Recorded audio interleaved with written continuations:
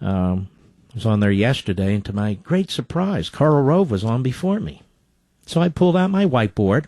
Mark, you stole that idea from Karl Rove. No, actually, he stole it from Tim Russert, who stole it from a class of third graders. But I decided to use it. So I did, to make my case. Let's go to Jeff, a Democrat, New York City. Go, WABC. Hi, Mark. I got to tell you, I was somewhat amused, a little befuddled, when I was hearing your sort of outrage over the... Well, I'm here to help you with your befuddlement. Go right ahead. Thank you very much for that. I appreciate it, as always. Yes. With all the calamities around the world, all the real serious problems that we have, it's somewhat striking that you're outraged that Michelle Obama would have the audacity, the gall, to try and worry about the health of children and try and improve their diet. Oh, you know what? You're right. I take it back. You're exactly right. And then, hold on. I want to learn from you. You're right. Michelle cares about the health of children. Unlike the people who actually give birth to the children, unlike the people who actually have to provide the food and the clothing and the housing for the children and the education for the children and the bag lunch or pay for the money for the cafeteria, it's Michelle who cares about the children. Right, pal? Mark, you're being a little bit misleading right now. Oh, how so? We care about their children, but we still require them to have certain types of child safety. Right, and without Michelle, nobody would have carrots and celery. Nobody would eat apples or cantaloupe or honeydew. No. They'd all be eating Milky Way bars and drinking chocolate milk till it pours out of all their orifices. You're right. I'm agreeing with you. Why are you arguing with me? Because I'm asking you to just look at the evidence. The American people are stupid.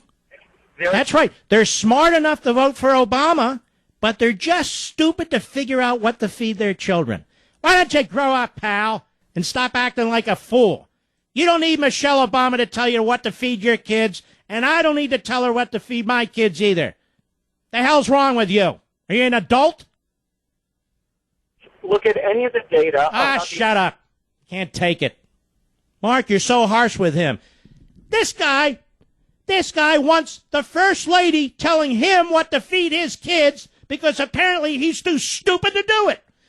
Meanwhile, they're hypocrites, the Obamas. They eat whatever the hell they want. We've gone through the menu at the private school where they send their children. Obama's always running around getting greasy hamburgers and French fries and having a beer, but all the rest of us, we're supposed to drink coconut water and eat romaine salad? Afraid not, pal. But she cares about the children. Really? Is that why they're driving up the debt? Because they care about your children? Mark, you're so rude. Well, so be it. Their intrusion into our lives, their social engineering never ends. It's on matters big and matters small. It's the ubiquity that's the problem. Contraceptives, school lunches, a pond on your backyard property, and on and on and on.